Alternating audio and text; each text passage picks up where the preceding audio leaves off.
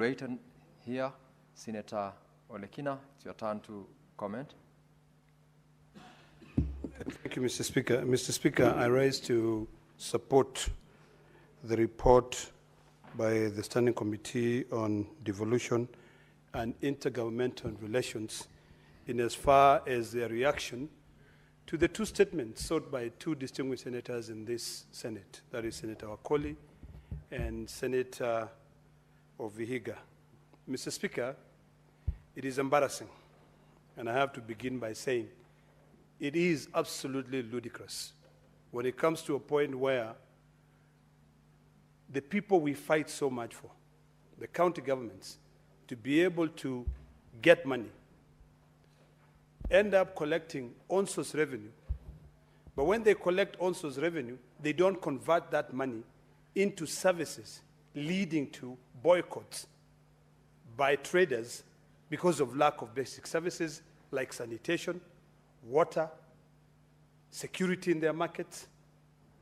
Mr. Speaker, it really begs the question, why are we here then?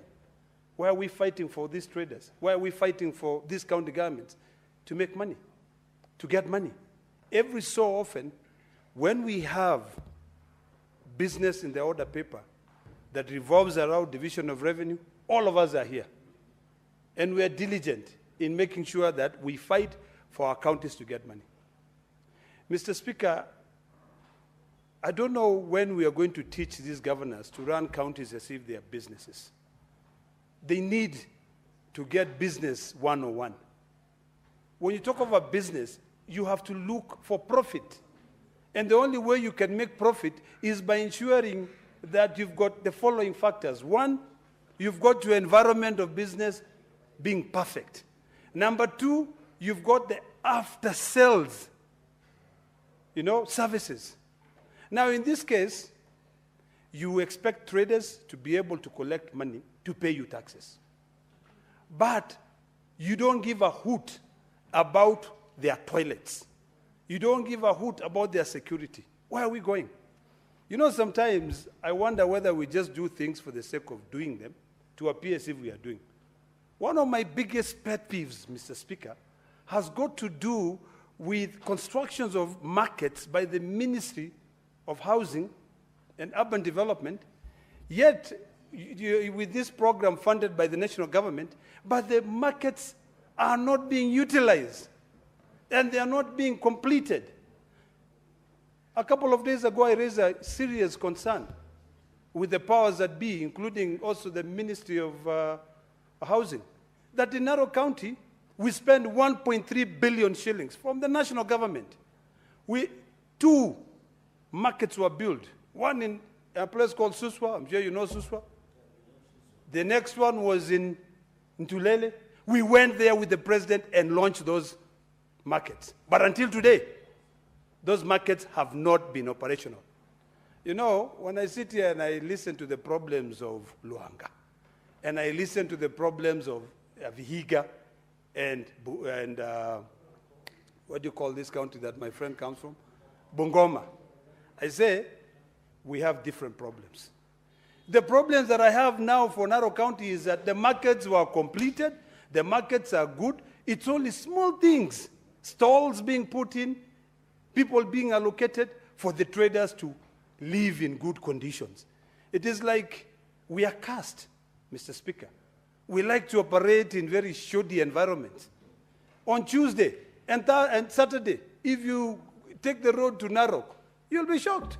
On Wednesday, if you take the road to Narok, you'll be shocked. In Suswa, people, it's littered with a bunch of people, traders on the road, yet there's a beautiful market, which is just a white elephant project there. It's embarrassing. I'm livid. I want to see things change.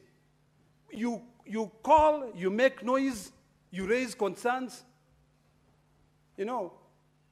but sometimes you're just like, what are we doing?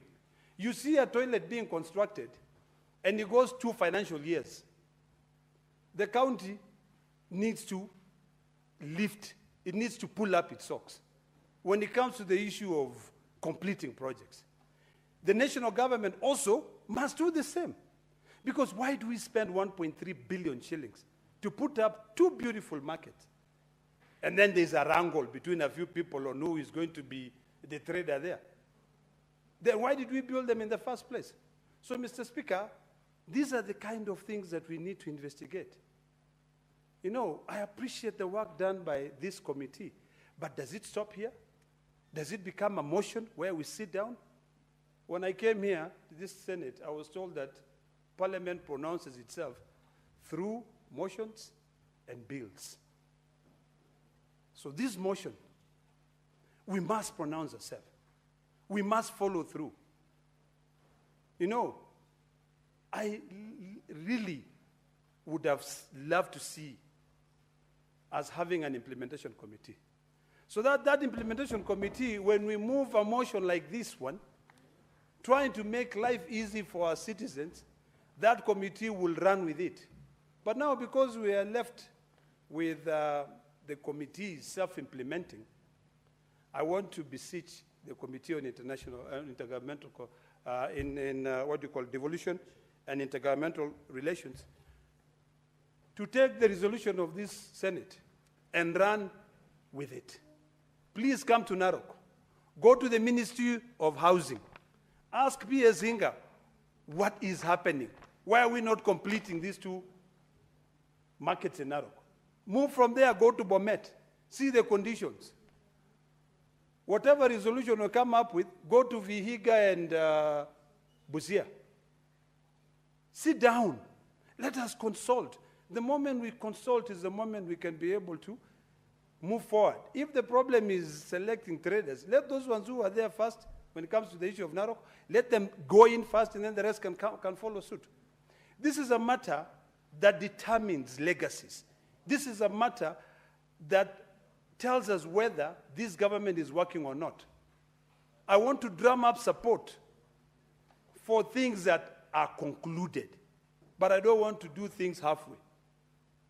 So when I heard that this committee was investigating this issue because of the statements by my two colleagues, I wish I had also raised my statement, but I chose to call the ministry and say, please, leave that ministry, go to that place and make sure those markets are working.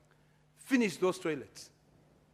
Because if you don't do that, today, traders in Luanga have boycotted. They have said we will not pay taxes. Tomorrow, it will be traders in Kirinyaga saying we will not pay taxes.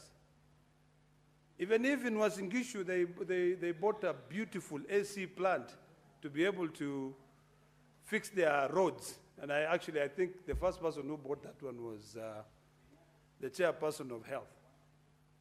You know, I don't know whether it was him, but I just saw a new one coming up the other day. You know, we want to see those kind of services where we are fixing our roads. Why do we have to still behave as if we are living in the 19th century? Mr. Speaker, today we had a session with the ambassador of South Korea. And one of the things that he said, which really struck so deep, is that South Korea is such a small country. You can take South Korea and fit it into Kenya 5 times. 1, 2, 3, 4, 5. They have the same population as we have here, around 56 million people. But guess what? They are doing so much better than we are. In fact, he was telling us with the speaker that your country is so good that if you guys just have a few foreign direct investors here, you can bypass us because we don't have external threats. In South Korea, North Korea is threatening them on the border. The other side, China. The other side, Japan. And they're still struggling. Everybody now here, in fact, I think if I look around, you'll see every senator here having a phone from South Korea. You know, because they care about their surrounding. You know, they care about their environment. We need to start caring about our towns. We need to start working. Every so often, Mr. Speaker, we talk about not having jobs. You know, lack of jobs. These markets we are talking about, if you give these youth who are here, give them some little money, You know, like now I'll go back to that, I think it was called the Hustler Fund. You buy a crusher, you buy cabro making machines, you give these youth, you tell them go to Luanda, fix that market, and then you give others metal, tell them, these are welding machines, make stalls. You will not have Gen Zs on the street saying we are jobless, because everybody is going to be busy working. I want us to start thinking like entrepreneurs. I want when you sit here, the younger generation will want to emulate you. They'd want to say, when I grow up, I want to be like Senator Cherargei, because he's not only being a legislator, but he is becoming a farmer. You know, one of the facts that maybe a lot of people don't know about Senator Cherargei, you know, that maybe you need to know, is that this young man was once a milk hoarder, you know, trader. He used to work, actually a hawker. He used to move from one home to another selling milk. And look at him now. He's a senator of Nandi.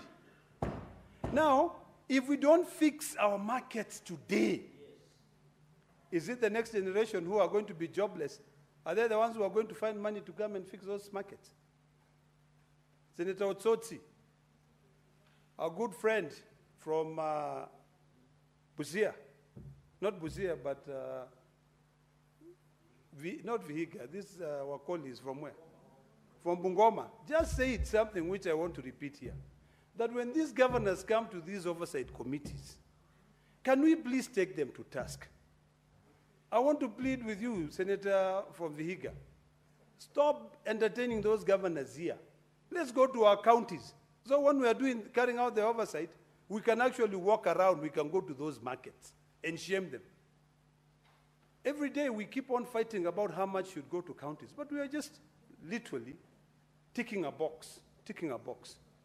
So I appreciate the sentiments of Senator Wakoli by saying we need to take these governors to task. When we read these reports, I think was it the day before yesterday that the majority leader laid before the Senate all the Auditor General reports of all our counties. Take them, go up there. Now, with this committee, you need to start thinking outside the box. Okay? Do things completely unorthodox. Don't follow the script. Go and say, okay, how much money was given to you to do these markets? You know, what have you done with them? Let us now start thinking on how we can scrutinize the budgets, project-based budgets. There are softwares now. You can go and say, okay, this is your budget, yeah? Let's pull this budget out. Who are the suppliers? Let's follow the suppliers, every one of them. Did you supply these things? Yes, if they did supply, they paid taxes. We can follow through. You follow the money trail. And by doing so, we will bring change to this country. But today we will not bring change because so long as there is a budget, even before that budget has been implemented, some other people go and sit down and say, we need a supplementary.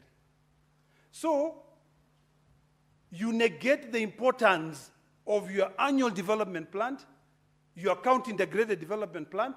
So you just come up from nowhere and start saying, let us do this. We'll do that. We need a supplementary budget. I would rather you say, we budgeted for this. We did not have the funds to be able to develop this market. But in the next financial year, we will follow through. What we did not finish, we complete. I would rather you sit down, you carry out public participation, and engage the citizens on the importance of planning. By so doing, we will change our country. I want to beseech my brothers and sisters from both sides of the aisle that it is about time that we start looking at how we change our economy. Every so often we talked about bills here. Yesterday we were talking about, economy versus health. Earlier today we were talking about issues of Thange. And I'm so happy that the Cabinet Secretary of Health has decided that he's not going to play any politics anymore. that enough is enough. He's going to make sure that under Section 118 of the Public Health Act, he issues an order. You know, he makes sure that Kenya Pipeline Corporation fixes the problems. The last time Section 118 of the Public Health Act was implemented was during COVID. If you read the law properly, you will see that that section of the law defines what is a public nuisance. And health, markets being dilapidated, being dirty with no toilets, that's a nuisance. So we just need to be holistic in our approach to solving problems, and we will see this country going further.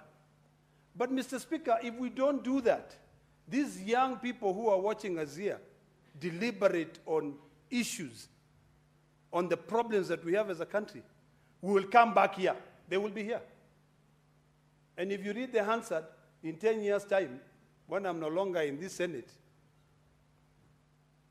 and a young man who is watching me here is sitting here, he'll be saying the same thing that Senator LEDAMA was saying. So let us have a way of not just ticking boxes, but actually making sure that we follow through. And I do hope that Senator of Vihiga and Senator of Bungoma, you will not just raise a statement and you end here. Let us go and implement. Let us all go there, join those traders, because there's really no sense in you charging traders taxes and you don't even bring them simple things as water. Mr. Speaker, I support. Senator James Murangwa. Asante sana Mstahiki Spika. Kwanza ningetaka kuhusishwa na kuunga mkono ripoti ambayo iletwa na kamati ya ugatuzi, na niseme ya kwamba soko ama masoko